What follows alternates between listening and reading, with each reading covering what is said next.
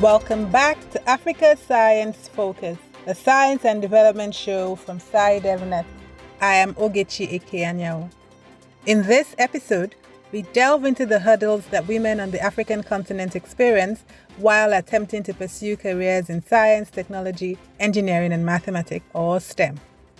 The underrepresentation of women in these sectors can be attributed to a variety of factors. The burdens of unpaid labor and gender stereotypes, for example, may make it more challenging for women to progress in STEM careers. But women who work in STEM can have a significant impact on society if they are given the chance to flourish in these fields. Our reporter, Michael Kaloki, had the opportunity to speak with a group of outstanding African women scientists. These scientists shared their stories and described the challenges that women face in STEM fields. They also offered solutions to the problem of underrepresentation. I am Amina Garib Fakim. I am a chemist by training, and I have served as the 6th president of the Republic of Mauritius. And prior to this, I was a university professor and also an entrepreneur. Professor, what challenges do women on the continent pursuing careers in science and technology encounter?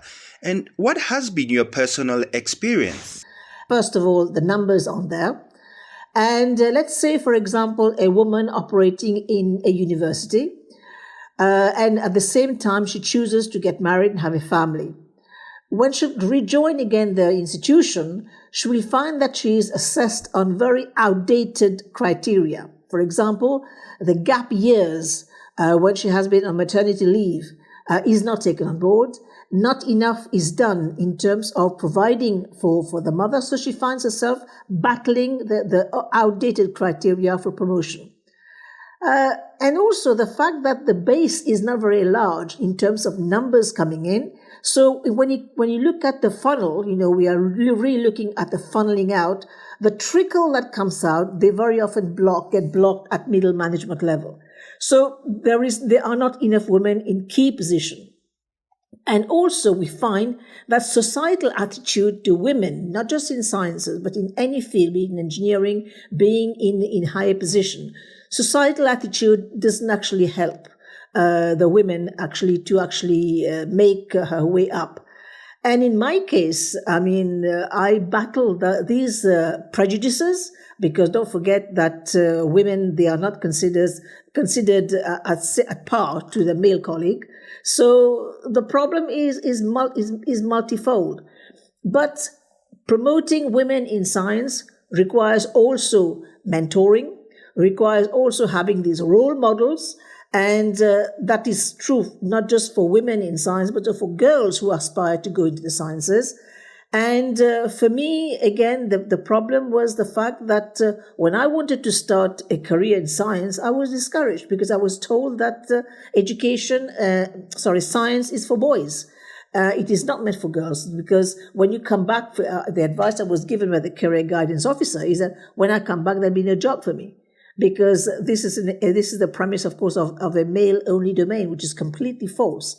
And these are the kind of stereotypes we have to get rid of. And to get rid of this stereotype, we need to start including in books. We need to see more women faces in books.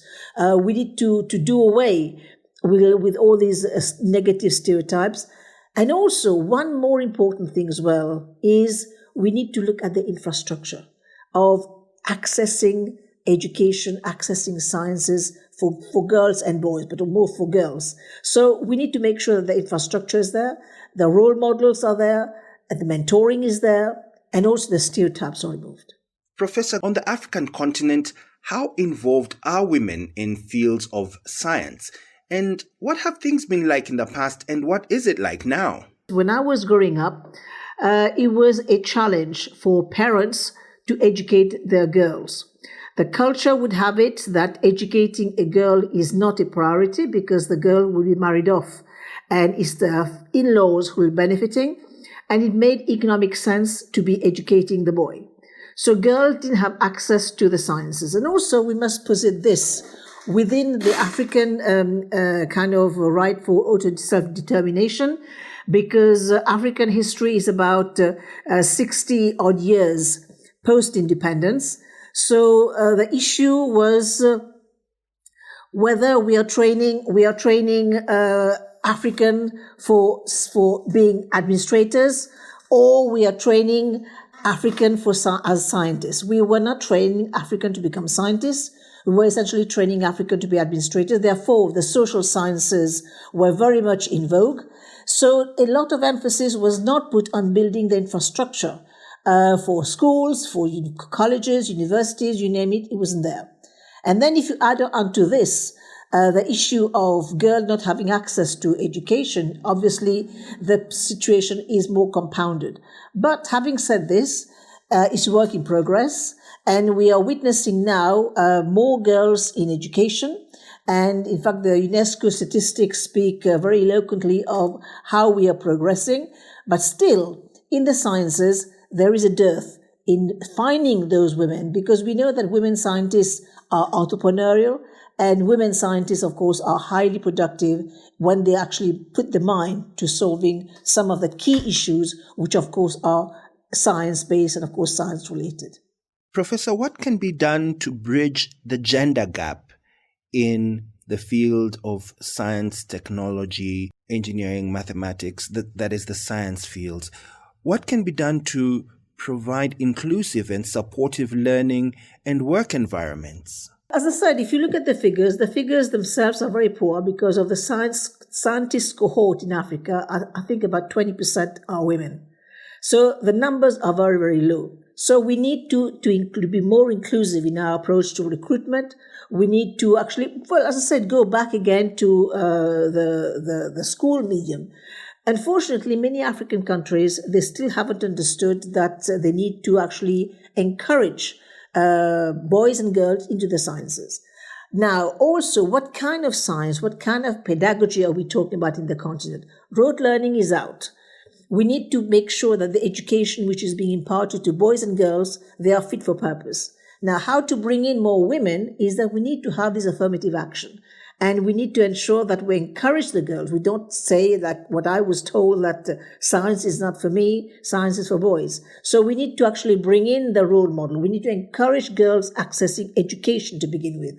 And also, one more thing about Africa, our continent, we need to see that education being given to the child is also fit for purpose. It actually relates to the environment where she's growing up. So provide her with books, provide her with the infrastructure, make affirmative actions so that girls will be encouraged to go to the sciences. Parents also need to be spoken to, because very often parents have a key role to play in seeing to it that the girls access education, the girls remain in the sciences. And I think here the fathers have a very, very important role to play. They can become that fantastic cheerleaders. And when that girl is going to college, I mean, very often when I was in the teaching profession, I found that the girls, they did very well. But where they actually disappear is that they tend to stay at middle management, because again, society is not ready for that female scientist or that female professional. And when she actually makes it, if she actually becomes for example, university level, a deputy vice chancellor or a vice chancellor, I mean, you'll find that the entire society will be all out there to bring her down. So this is where we need to bring in that solidarity among women. So we need to actually keep encouraging, keep mentoring, and ensuring that this woman stays there and she's applauded for what she's doing. So we need to build in that positive narrative around the woman scientist who is out there making it and who can become that role model. And also at the level of the institution where she's working, I mean, we need to ensure that at the board level, there's a quota, so the law has to work with her.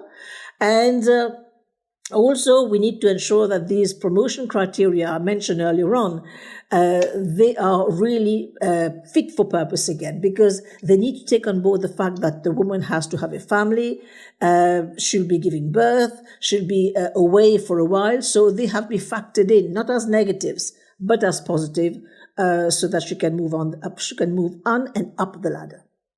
We also spoke with Angela Odwo Lungati, a technologist and the executive director of Ushahidi, a company that produces integrated technological solutions to empower communities in Kenya. Angela is a member of the Global Futures Council on Data Equity and the board of directors of the Humanitarian OpenStreetMap, a non-profit organization which provides map data for disaster management and community development. She is also one of the co-founders of the non-profit organization Akira Chicks, whose mission is to inspire young women to get interested in technology. She talked to us about what is needed to improve chances for women working in STEM fields in Africa. When I think about the opportunities or, things that can be done to improve opportunities in learning and work environments for women in STEM on the continent, I think it all begins with having a deep understanding of some of the issues that women face. And I'm going to give you an example from a project that we ran a few years back with Ushahidi called the Dreams Innovation Project. So the goal of the project was to try and reduce HIV prevalence amongst adolescent girls and young women by providing opportunities, providing bridges to employment, providing them with access to essential medicine, while also doing some elements of training and giving them some soft skills or even some technical skills. And there were some programs that recognized or realized that they had very high attrition rates, specifically with these young women. And so they used our platform to collect feedback to identify what the challenge could be. And I recall that one of the programs actually identified a challenge, especially for girls who were primarily, acting as home caregivers in their homes, so the girl would choose not to go to class because she didn't have anybody to take care of her child, or she didn't have anybody who could then take over some of the responsibilities in the home. And so one of the things that training program did was try and identify ways of providing childcare that would then enable these girls to come to school and still be able to get some of those opportunities to learn and to work, right? And so similarly, when I also think about it from a larger perspective, thinking about it from the family, government, or the private sector side, within the family, I think there's a lot that we could do to support girls by providing them the space to actually thrive. And the provision of space can be in the form of, encouragement. It could be in the form of making sure that some of those responsibilities are taken over by somebody else, right?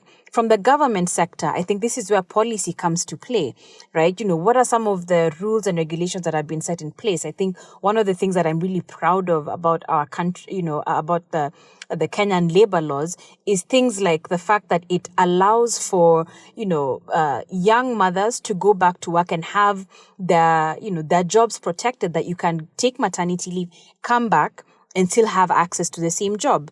And I think in the private sector as well, it is thinking about things like how you create a conducive work environment that still enables young women and girls to be able to manage some of their, family commitments while still being able to have a career. Angela, there has been a push in some countries, such as yours, that is Kenya, for technology to play a bigger role in the economy. What impact has the digital space had, if any, on women in STEM? Kenya is one of those key examples of, where the, digital tools have really played a big role and had an impact on women in the science, technology, and mathematics, engineering and mathematics fields.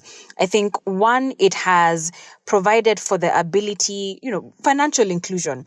Look at things like M-Pesa and programs by groups like the MasterCard Center for Inclusive Growth, right? It's provided women with the ability to actually engage at a deeper level. It's provided them with access to financing for their businesses. It's provided them with access to education.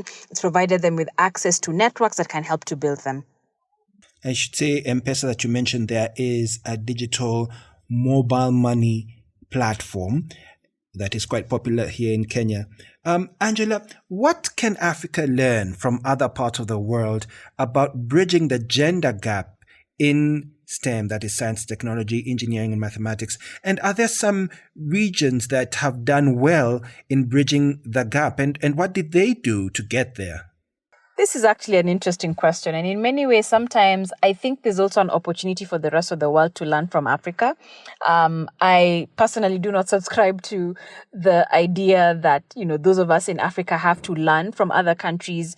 There's room for collaboration and elemental kind of, cross sharing of ideas and lessons. And I say this just because I have seen in a lot of African countries, even here in Kenya, there are a lot of organizations that have come up and that have built training programs that are already doing work to encourage young women to take up careers in technology, in STEM. For example, the organization that I co-founded, Akira Chicks, it's been around for over a decade, right? And that's a model that ended up being applied in many other African countries. And I know that there are similar programs. So I'm not particularly sure that it's really a case of there's one region doing better than the other. If anything, this challenge around the gender gap in STEM is probably a global one that is shared. I believe recently the World Economic Forum shared a report about the continued, that it would take, I think over a century or more for us to be able to actually bridge the gender gap. So this is something that I think the world is still grappling with, and there's room for all of us to learn from each other. And it's also the recognition that some of the things that will work in one region may not necessarily work in another. And so it's also a call for all of us, even as we come up with solutions and programs, to think about the context-specific ways we can try to address these challenges. Of course, share some of those learnings and see how that can best help improve the situation. If I could just ask you one more question, Angela, about Akira Chicks, which you mentioned there. It's a non-profit organization that aims to encourage girls to embrace technology. Could you just tell me a little bit about why you started it and what does it do? Absolutely. And I'll say that with the caveat that I haven't been in active management of the organization since 2017. So the founders, Linda and Marie, who are the ones who are spearheading the amazing work moving forward, would actually be best placed. But speaking to why we started it in the first place, it was back in 2010, just when the tech ecosystem in Nairobi was budding and coming up at the iHub. And one of the challenges that we had faced in our own individual experiences, be it for me while I was still in university or for the other founders while they were in the tech workspace, was realizing that we were very few women in the room. And even at the iHub launch itself, we were very few women. Right? It was a drop in the sea here and there. And so we wanted to try and figure out a way to create space for us to get to know one another, create a much bigger network, but then figure out how to also encourage other women to take up careers in technology and provide training. And I should note just one thing, that Angela, when I was at a function one day, I met a group of young high school students and I asked them what they were doing there, and they told me they were there as part of Akira Chicks. So is it that the organization that you co-founded, Akira Chicks, aims to get women involved in STEM at a young age? Absolutely. It is definitely that. So it's almost like looking at a tree. At least that's how I know that the current leadership also describes it, that you start from the ground up, that you start by planting a seed in the minds of young women so that from a very early age, they know that is something that they can take up as careers. And then you get into a bit more mentorship where they get to see other women working within the industry. And then you get into building their skill sets and actually get them to the point where they are leading in the technology space. When it comes to pursuing professions in STEM, women encounter a variety of obstacles throughout the continent. Michael looked at the kinds of things that could be done to break down these barriers. Associate Professor of Analytical and Applied Environmental Chemistry at the Multimedia University in Nairobi, Anastasia Ngingi specializes in environmental chemistry research and teaching. She spoke to us about how opportunities for women in STEM could be improved. What would you say about women in STEM and the role that can be played by, let's start with the family. Family is present in the formative years when a child is growing, and it's in that setup that a child can be supported. So girls in family setup, they need to be given the necessary support. so that they can take up STEM subjects without fear. And because that is what is impeding, there is a lot of misconception that STEM is hard. The issue of stereotyping is still very rife within family setup, where some career opportunities are seen to be preserved for women and others for men. So if that is not inculcated into the girls' minds, so that stereotyping is not practiced from family setup, then they'll be encouraged to pursue all opportunities that are presented to them, STEM being one of them. They should also be exposed to role models. Young children tend to copy or to desire to be like somebody that they see thriving in a specific area. So if they are exposed at such an early age to role models, that is women in STEM, then they can take up that opportunity. Then now when we come to women in STEM in working or already having careers in STEM, we find that families also need to offer support to such women, knowing that at some point family activities, family responsibility may require them to drop off and probably nurture young ones. We should be able to offer women support in their careers so that they are able to take that break and come back and go back to their workplaces, having not lost from both ends, from work area as work environment as well as family environment. So that support is required all around. From the government perspective, the role that I can play is that they can have or put in place deliberate intervention and strategies that would promote STEM in women. That is from the education systems. We can also talk about advocacy, mentorship programs, funding, provide platforms for role models so that they can also offer the experiences to upcoming women in STEM. Having recognized that STEM is a key driver of economy, then it's very important to be deliberate, and women should also be given opportunities by the government to be part of that area as far as economy is concerned. So having talked about offering of scholarships and internships, those opportunities should be equal opportunities to both women and men, and even girls and boys at whatever level they present themselves. Professor, thank you for that. What can Africa learn from other parts of the world about bridging the gender gap in STEM? And are there some regions that have done well in bridging the gap? And if so, what did they do to get there? That is a good question and also observation about Africa being lagging behind a bit in this area of STEM, the women in STEM. Even now, if you look at most of the women in STEM, currently those 35 years and above, most of them got their education outside, their higher education outside the country. And me being one of them, we have experienced other societies whereby it is quite different from what we have in our setup in this country.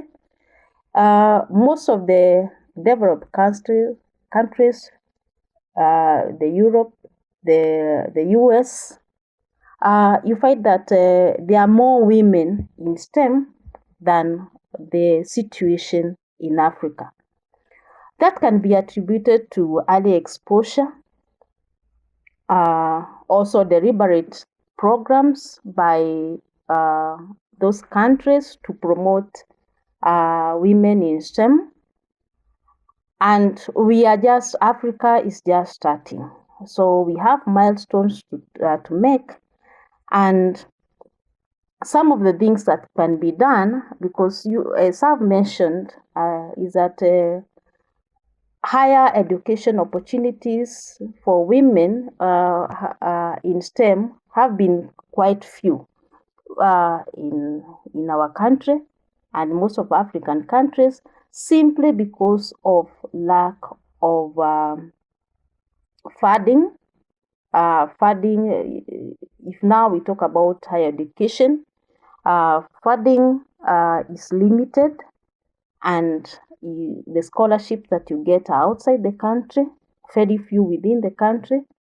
So if Africa wants to promote STEM in women, then there should be deliberate interventions at different levels.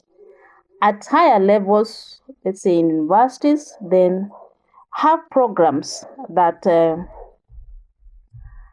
provide funding for women in their studies, bachelor's level, master's, PhD, etc. Then we can talk about more advocacy for women in STEM. That can also be deliberate. So whatever other countries have done, I would say is that they were deliberate. At some point, they became deliberate in interventions to make sure that women were more involved in STEM, and they have seen the results of those interventions. That is what Africa needs to do at different levels of education. So what does the future hold for women in Africa who are interested in STEM fields? We're going to consult with Professor Gurib Fakim once more to find out whether or not there has been any advancement made by women in the scientific community on the continent. Oh, definitely. I mean, there are many. It's work in progress, as I said. For the past 60 years, we have seen increasingly women who are coming on board. But still, it is still a trickle, and this is where I bemoan, because we need to get more. Why we need to get more is that when women participate in the sciences, especially, and when women participate in many economic activities, the GDP point increases. This is something that we can speak to governments, because we need to get these women talent on board. We need to get these women scientists on board. We have seen during the COVID how women were there at the front, literally, to help solve the problem. Now, just think of these women who are trained in the science, the health sector. These women who are trained with the tools for agriculture. They can feed their families. And at the end of the day, when you look at the African continent, it is women who feed Africa. So let us empower her with the technology. Let us empower with the knowledge. But all these, of course, comes for the grassroots women to be educated, for her to have access to the proper education. The investment that the government will bring into the education sector is going to be critical for Africa's advancement. So it is work in progress. It may not be going fast enough, but we need to get there. We need to bring in those women on board so that the African economy can, of course, move from leap and bounds. That's all from us at Africa Science Focus today. If you want to find out more, head to the SciDevNet website. That's www.scidev.net.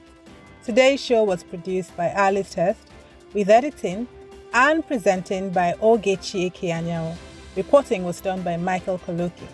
Until next time, goodbye.